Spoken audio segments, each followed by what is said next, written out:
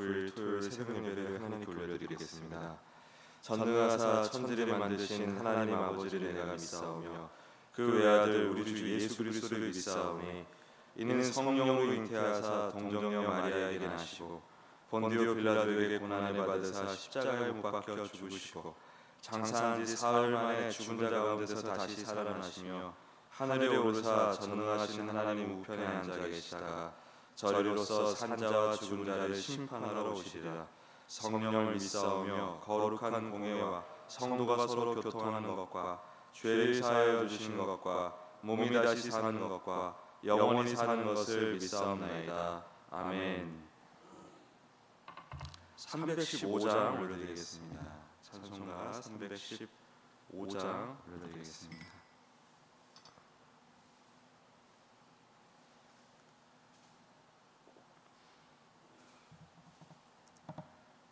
315장.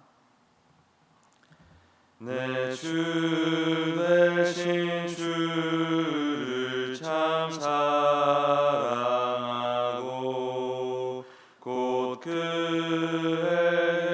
죄를 다 고합니다. 큰 해를 주신 내 예수시니 이전보다 더욱 사랑합니다. 주 날 사랑하사 구하시려고 저 십자가 고난 당하셨도다. 그 가시관 쓰신 내 주 배우니 이전보다 더욱 사랑합니다.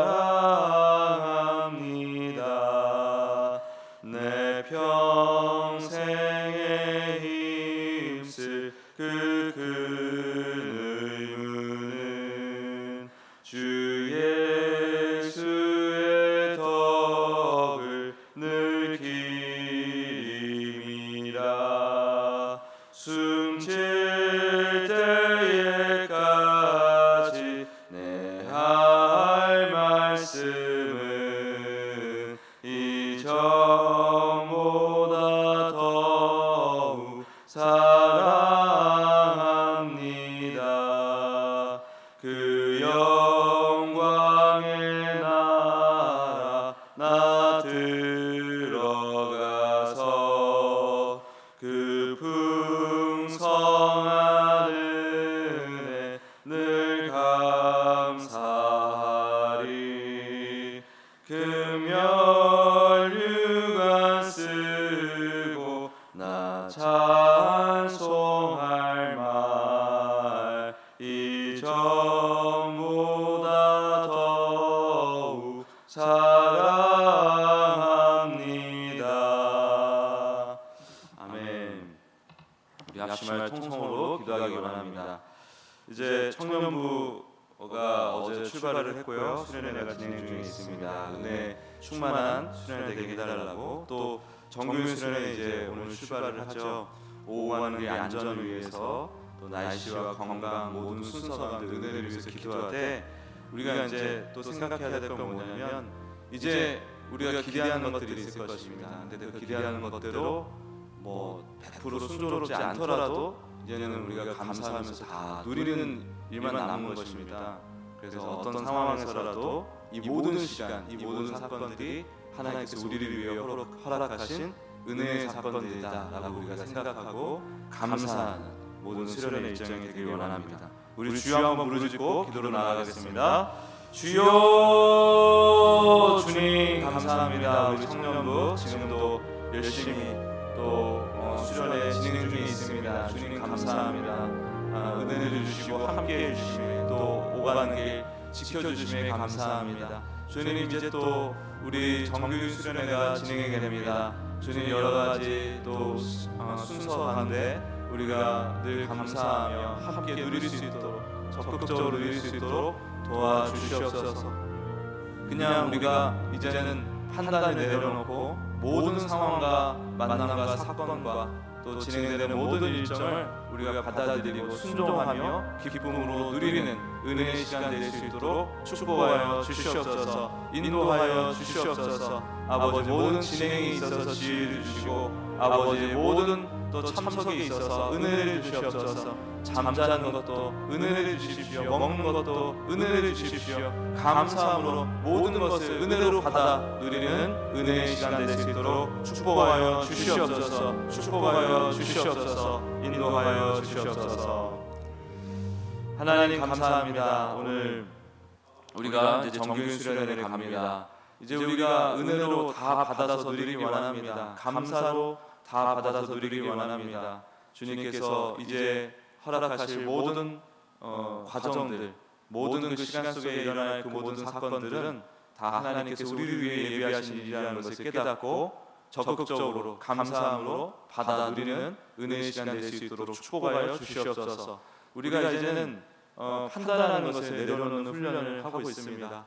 말씀을 통해서 우리 죄인된 어떤 그 사고로 하나님을 판단하고 이해하려고 하는 그런 습성을 이제 내려놓고자 지금 노력하고 있는데, 주님, 이제 이 수련의 이 모든 일정 가운데 하나님을 있는 그대로 하나님께서 우리에게 하나님을 보여주시는 대로 들려주시는 대로 보고 듣고 누리는 은혜의 시간, 풍성한 은혜의 시간 될 수 있도록 축복하여 주시옵소서. 감사드리며 예수님의 이름으로 기도합니다. 아멘.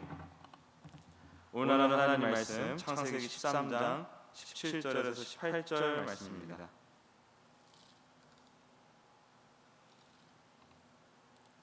창세기 13장 17절 18절 말씀입니다. 네, 같이 읽겠습니다. 시작. 너는 일어나 그 땅을 종과 향으로 두루 다녀보라. 내가 그것을 내게 주리라. 이에 아브라함이 장막을 옮겨 헤브론에 있는 마므레 상수리 수풀에 이르러 거주하며 거기서 여호와를 위하여 제단을 쌓았더라. 아멘. 오늘은 예배의 본질이라는 제목으로 말씀 증거하겠습니다. 앞서 살펴봤던 이제 창세기를 쭉 보면 특별히 13장 3절을 보면 하나님께서 아브라함을 그가 처음 제단을 쌓았던 것, 갈대아 우르를 나와서 하나님께서 수십 년을 살다가 이제 어찌저찌 하나님을 경험하고 나서 하나님을 조금 이제 깨닫고 안 뒤에 이제 제단을 쌓았던 곳, 처음 하나님의 이름을 불렀던 바로 그 장소로 다시 아브라함을 이끄셨다고 증언하고 있습니다. 그곳이 어디냐면 베델과 아이 사이 곧 전에 장막 쳤던 곳, 이렇게 표현하고 있습니다. 근데 이곳은 어떤 곳이냐면 아브라함이 그렇게 하나님에 대한 이해와 하나님에 대한 알므로 인해서 감사를 드렸던 제단, 그 예배를 드렸던 장소이기도 하지만 동시에 기근이라는 현실 앞에서 애굽으로 조금씩 내려갔던, 애굽을 향해서 갔던 그의 연약함과 두려움이 또한 드러났던 곳이기도 합니다. 그러니까 사실은 완전한 확신이 없는 상태에서 갈팡질팡하는 상태, 하나님과 본인의 여전히 스스로 주인 노릇하는 그 인생의 사이에서 계속 갈팡질팡하는 그것을, 그 갈등을 상징하는 예배였던 것이죠. 그 장소였던 것이죠. 하나님께서 바로 그곳으로 아브라함을 다시 초청하심으로 그의 모든 과거를 덮고 새로운 은혜를 누리게 하십니다. 하나님의 신실하심을 다시 한번 새기는 은혜의 시간을 갖게 하신다는 것이죠.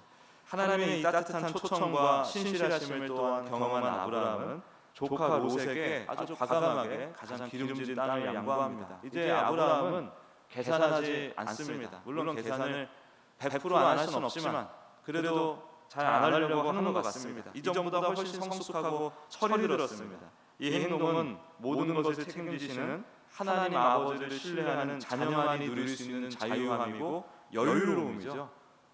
내가 알아서 한번 해봐라. 내가 나머지 가질게. 여러분, 이게 쉽습니까? 이게 쉽지가 않습니다. 하나님이 열심히 맺어낸, 하나님이 아브라함 인생에 계속해서 개입해서 만들어내는 과정 중에 우리가 볼 수 있는 아름다운 열매인 것이죠. 그러니까 아브라함인데 원래 이런 분이 아니었다는 우리가 이제 다 알고 있죠. 네, 엄청나게 형편없는 양반이었는데 하나님이 어떤 그 계속 하나님에 대해서 가르쳐주고 알려주고 하는 그 과정을 통해서 아브라함이 이만큼 부쩍 자랐습니다. 깊어졌습니다. 그렇게 자녀가 된 아브라함, 조금이라도 하나님을 알고 하나님께 감사하는 그런 아브라함에게 이제는 완전히 하나님이 새로운 차원의 현실을 선물로 주십니다. 너는 눈을 들어 너 있는 곳에서 북쪽과 남쪽 그리고 동쪽과 서쪽을 바라보라. 보이는 땅을 다 너에게 주리라.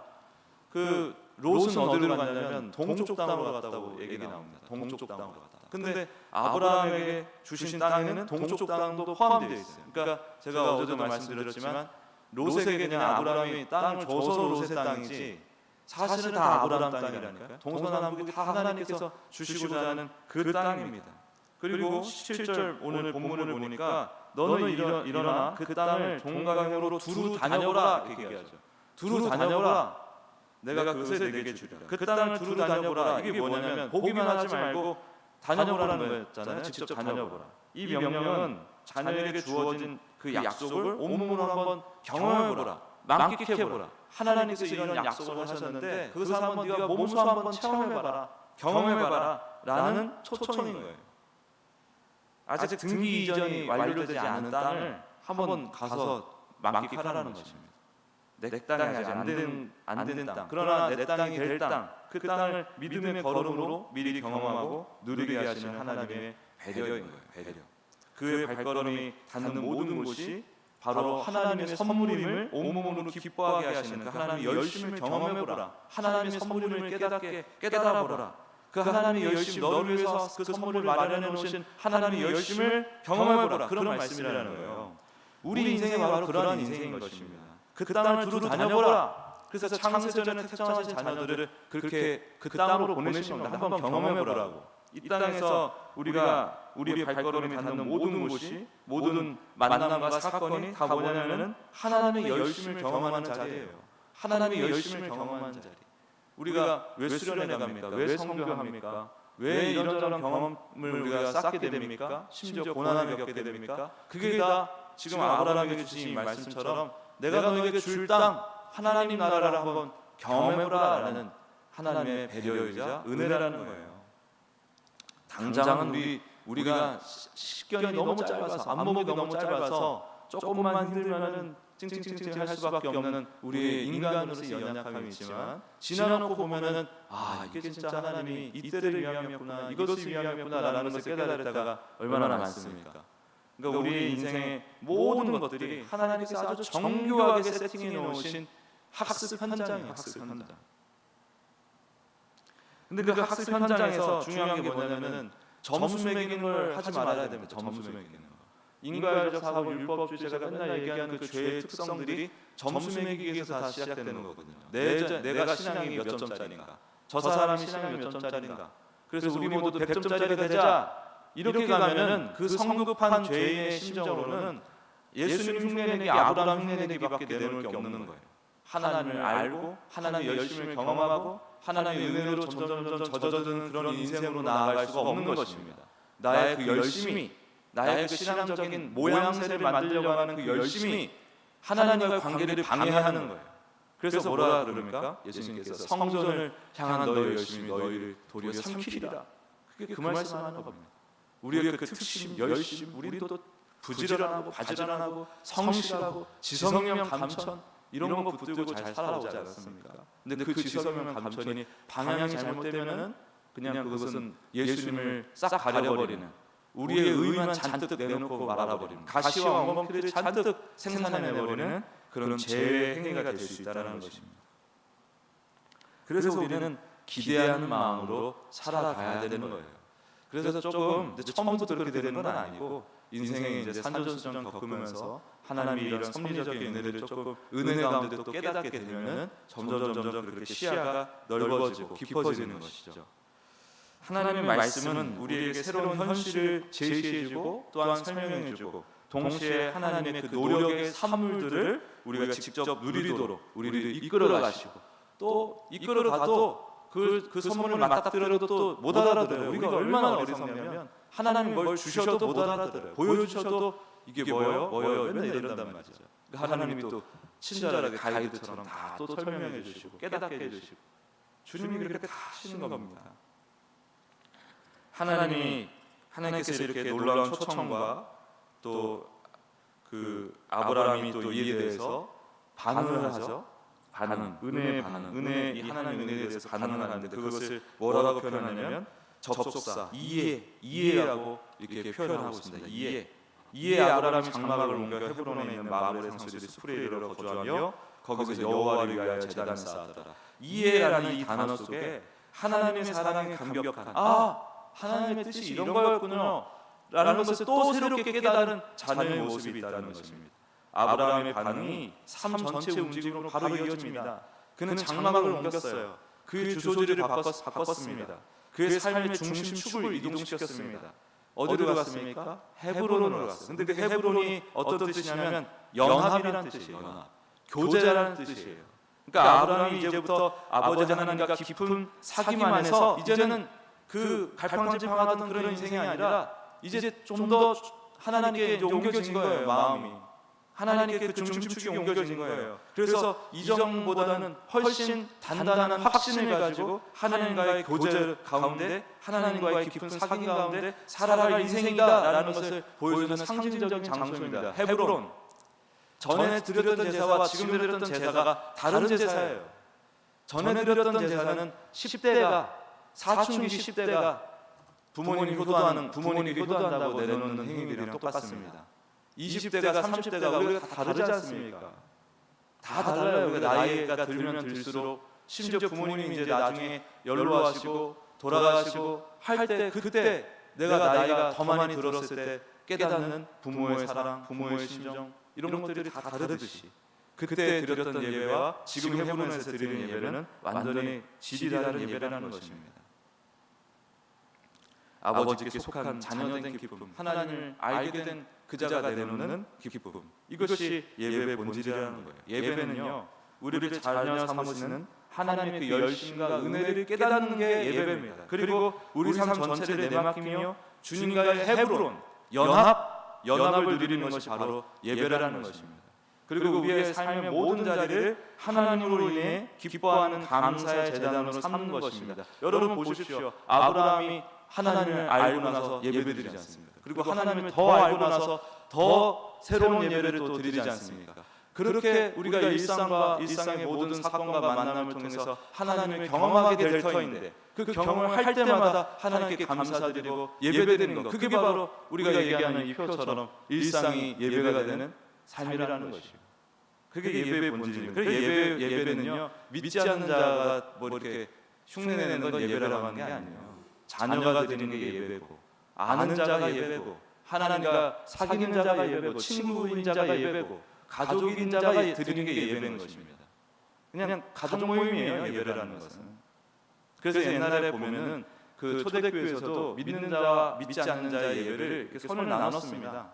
우리 옛날 그 조선 말기에 그 기독교가 들어왔을 때도 뭐 이거 좀 다른 맥락의 얘기지만 남녀를 갈라놨잖아요. 남녀. 아이와 어른을 또 갈라놨잖아요. 그렇죠?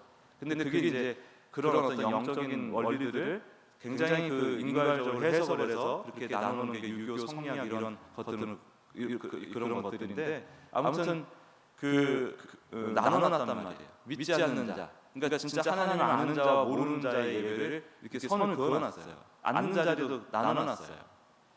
성막도 보십시오. 거기 성소가 있고 지성소가 따로 있지 않습니까?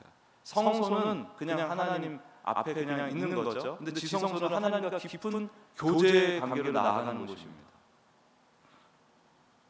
우리의 예배는 전부 다 지성소의 예배예요. 지성소의 예배.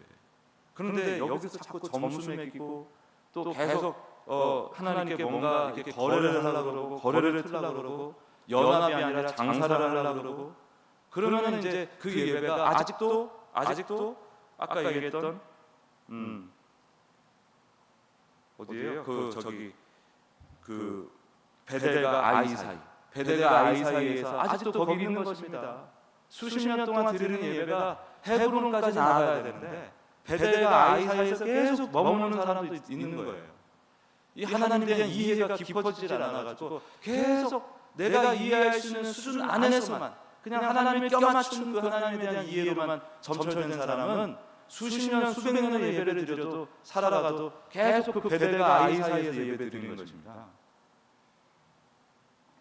우리는 헤브론으로 나아가야 돼. 헤브론. 하나님과 연합.